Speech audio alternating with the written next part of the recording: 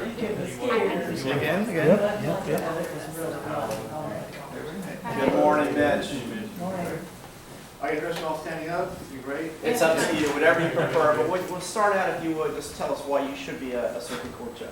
To me, a circuit court judge requires the kind of commitment that I have to the job. A circuit court judge can be called on to do family law, dependency, criminal, even foreclosure. I have that commitment to the law, as shown by my current employer. Been there 26 years. Showing my commitment to them, I became board certified. Did the homicide division when they needed to do it. This kind of job, I think, requires a person with experience. As you know, I've been an attorney 26 years.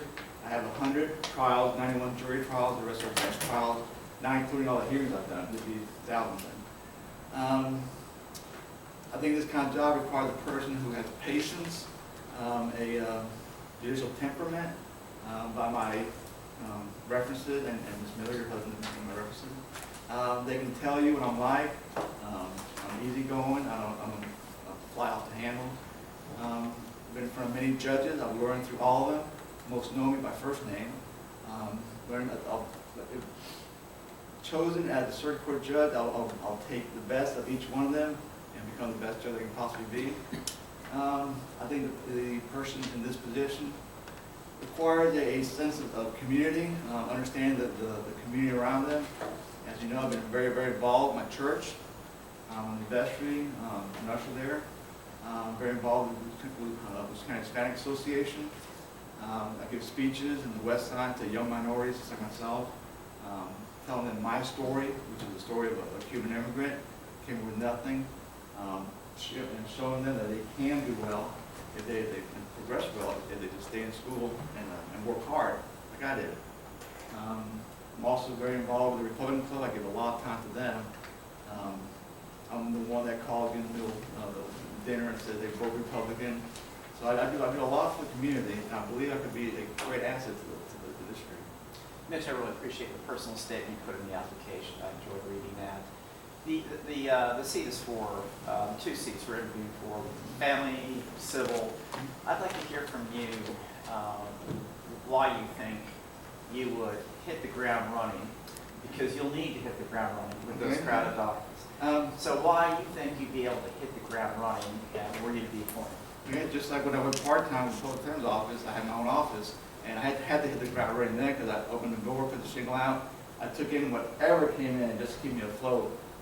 References from Lambert, Tanner, and they had office back then. So I can hit the books. Knowing me, my background, I work hard. I can do anything I feel like. That's any challenges I can meet them. Let me follow up on that, because you have, obviously, you're board certified criminal trial lawyers, and I think that's an impressive credential, very difficult test.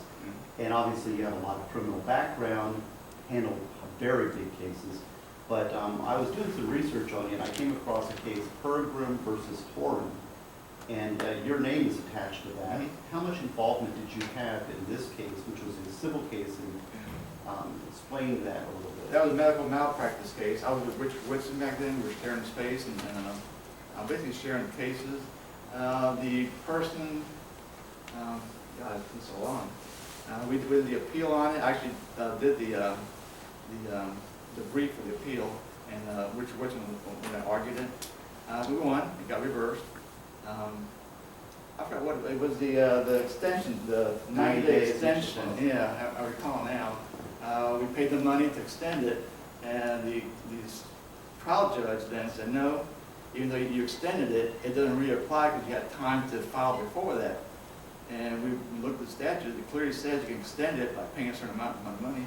And the reason we thought is to keep negotiating, try to work the case out, extend it for a little bit longer time. And the other side agreed to extend it, and then afterward they just did this motion to dismiss, which again was reversed. We won it. But I did the whole brief on it. You were the primary brief writer for the successful appellant, right? Correct. Okay. At that time, I was really researching that law, so you can see how when I get into something, I really do well on it. I research it quite a bit. Tell me what you had to do to become board certified in criminal trial law. I'm tax, so I know what you, Okay. I know that you have to, I know the incredible standards that you have to meet, and I know the vetting that you have to go through before you're able to even sit. But what other requirements were there before you were able to sit to be board certified, and what did you have to do to become board certified? You have to have so many trials, first chairing, of course I had a lot. You had to take a test which included federal law and state law, which again, I had to study the federal law because my trial practice was in civil cases. Peer review, judge review, and then you sit on for the test and I passed the first time. Do you know, like, so when I took the tax, when 6 people took the exam, 3 people passed, do you know what the percentages are of the people that, I know you probably didn't care because you passed, but do you know? I actually knew the people that took it with me, and there were only 6, so it was easy for me to know the statistics. Any idea how many pass? We had 50 or so take it, and I've known people that haven't passed. I've known. So as far as I didn't know many of the people in that group that took it with me. I know people have taken it afterwards. There's only 8 in the 7th Circuit. Is it that? You work in an office of 75 attorneys. How many of them are actually board certified? I believe myself and Matt Phillips. So it is. And Hey, come on. is that? It is a hard test. I know that. It's a very difficult test. But again, you know, I studied What on proves it. you're top, you now can hold yourself out as a specialist in criminal trial law. Correct, and it helps a lot with clients. I mean, you tell them, this is what I think you should do, and then not bragging on myself, and I'm board certified, and then they look at it and go, okay, yeah, great, yeah. And boss likes it too, it's pretty like that. Mitch, you know, these openings, of course, are not criminal openings, and so, you know these folks who are heading toward retirements and is likely to be going through this process. So, with that in mind, if you had an opportunity to sit in and listen to or observe any canon law judges or civil judges that you think do a particularly good job? I haven't observed them. I know when Foxman was in there, back then I used to observe him just because I was so fascinated by him, frankly. Senior Judge Foxman retired. He was my judge in criminal for the longest time. So when he went to the family division, I actually would sit down and see how he did. Your question is that I haven't recently sat in on any judges. Can I, you said that you have this interesting story coming from Cuba. Are you a native Spanish speaker and English is a second language? Well, my first language before Spanish, I was born in Cuba. Came when I was 3 years old. My parents didn't know English. They learned it here. So my first language for many years was Spanish. And I speak, my dad's still alive. I still speak Spanish with him. His preferred language. Does that help you in your practice a lot, or what it was? Well, sure. I interpret quite a bit for our clients. In the public defender's office, I interpret. I used to actually physically take an oath as interpreter and interpret in court back before this particular interpreter messed up and caused it. You need to be cautious about it. I'm not certified, but the state attorney would always agree, yeah, he's fine as far as interpreting. But I haven't done it in a while. But I do interpret for our clients, and I've been asked by other lawyers to also interpret on videos for them, and I do it as a person. So you've been up before to Tallahassee. What if anything, would you do different if we were to send you up again? I wish you would send me up. I haven't been up at all. Oh, okay. Sorry, I thought you had. No, I haven't been up. What's your game plan then? Then if you are, what's your game plan? Well, I have, frankly, I have my Republican club waiting for me to get up, and then they're going to write a lot of letters for me. I've been with them for 15, 20 years. David Santiago is also a representative, also going to help me. I met our governor about 2-3 weeks ago when he was over here at that grand opening of the new business here. And I spoke to him for about a few minutes. He wrote my name down, but of course, he couldn't remember me.